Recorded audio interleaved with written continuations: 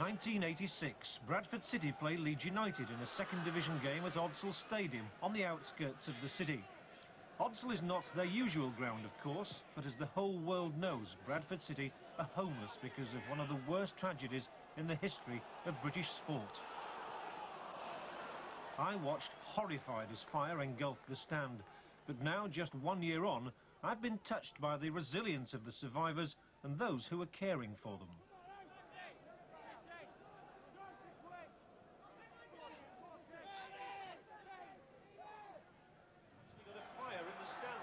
Of the ground. One hopes the stand doesn't burn down, but now that fire is beginning to rage. But a day of triumph could turn into a day of disaster here for Bradford. As that blaze grows, the stand has to be in jeopardy. And this is where it happened. There were so many ironies that fateful day. For a start, the old timber stand, which was packed to capacity, was due to be reconstructed within 48 hours of the game. It was the biggest crowd of the season as the city of Bradford turned out to celebrate the club's promotion to the second division. And I was here, perched just on top of that low stand, to do the television commentary. And that in itself was an irony. I've been very fortunate. In 25 years of sporting journalism, I've travelled the world. And yet, the most unforgettable experience in all that time happened here within 5 miles of my own home. Those horrific pictures of the fire went around the world, and the hearts of people around the globe went out to Bradford and its mourners that weekend. But our story... The same thought sustained Bradford City's chairman, Stafford Higginbotham. On his shoulders fell the huge burden of the club's responsibilities. I wondered how he'd borne the grief. Immediately following the fire, and at the time of the inquiry and then the inquest, and of course immediately following the fire of the funerals to attend, I probably had 3 months of having more activity than in any other 3 months of my life. So I didn't really, I was never really up against the situation of having nightmares or having to think about what had gone, because it was, I regarded it as my responsibility to take the situation on and to develop it from there. So it would be wrong for me to say that it has ever affected me in that way that it hasn't, but I'm a very resilient character and realised that there was an awful lot of things to do, and the sooner we got on with doing them, and the better it would be, not only for ourselves but for the people who had been injured. But it must have been a very harrowing year for you and your family. What was your lowest point? My lowest point, John, was my father-in-law. He'd lived with me for a number of years, and had been a good pal of mine for 20 years. And due to the pressure of the media who were hounding us and coming home and talking to him as an old man when I wasn't in the house, he had a stroke and he was totally paralysed some 5-6 weeks after the fire, and died in October. And that was possibly the lowest part of that I was, because that obviously affected me in a very personal way. We know about the poison pen letters. We know there has been graffiti scribbled in the city. I mean, has there been a great deal of personal animosity, do you think? No, I don't think there has. I think a great deal of the graffiti and the like has been done for reasons that have nothing whatsoever to do with the fire or with the tragedy. I think there's a personal vendetta has gone on against me, and this has been one way of showing it. But I mean, that has had no effect upon me, because it's just silly and and pointless.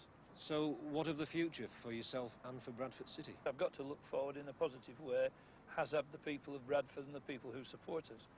And the truth is that whilst it's been brought about by such a tragedy, the club will have a ground, although it's very modest by comparison to other cities of our size. It will have a ground for the very first time in its history that in some way goes towards creating a stage for the enjoyment and the entertainment that we hope we can find for the club. I came back into the ground when they were still dousing it out and the police were here, and it was upsetting to see the police crying. You don't often see policemen crying, but they were crying, and you knew then that something was very seriously amiss. Not that you don't believe it, you just don't want to believe it.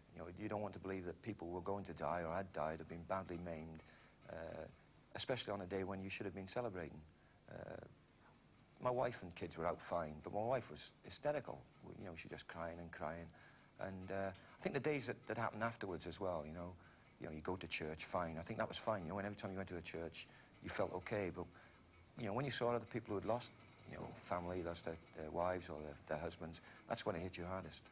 And, you know, you'll never get over that experience. Football, as anybody will know me, knows that football is my life. But I've also realised that there's life outside football, you know, and sadly that was taken away from some people. It must have been very difficult to sort of motivate the players at the start of the following season, when it must have still been on the minds. I think the players, nobody gave the players a lot of credit really for working so hard during that summer. They went to everything that was asked of them. Every time anybody had a cheque that they raised, the players went and picked it up. And nobody ever said to them, "Oh, thanks very much for what you've done." They just expected it of them. And the players expected to do it, and they were great. John Hawley, who we gave a free transfer to on that day, or the days preceding it, was coming over from Beverley, probably once a week, twice a week, just to do these things, you know, and nobody ever said to John Hawley, "Thanks for what you've done," you know. I think John collected something like about £12,000 on his own for the fund, which was great. And there's a player just been given a free transfer by the football club, you know. So footballers aren't all mean, you know. The players did try at that time, but for some of them, they were too young. They didn't realise what had happened, you know. Even when they came back to pre-season training, they hadn't realised. You know, that it'll always be remembered that day. They're part of history now. You know, it's the wrong type of history, but they're part of it. We're reminded of it in that myself and Trevor go and stand on the terracing and watch the game, the reserve games. And sometimes when the other team are kicking the ball about and it goes up onto the terracing and one of their team will go up and collect it, you think to yourself, I wonder if you realise, lad, what happened there. You know, they obviously know there's been a fire, but they don't. It brings it all back to you. That's where the fire started, just in that part of the ground, you know. You look down, you see a nail that's burnt out on the floor, and it brings it back to you. And sometimes when you're out on the pitch, because we use it mostly now for training, and you look up, and you just daydream for a while, and it soon goes from you, but it's never forgotten. With that in mind, do you think it's right that Bradford City are going to build a new stand on that site? Certainly, yeah. It's the best thing that could happen for the people that died, for their families, for those that have been burned. You know, this is where they came. This is where they enjoyed coming.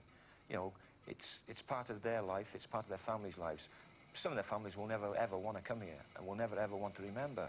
But I think we owe it to them. We've got to keep playing here and keep doing our stuff here and keep winning for them.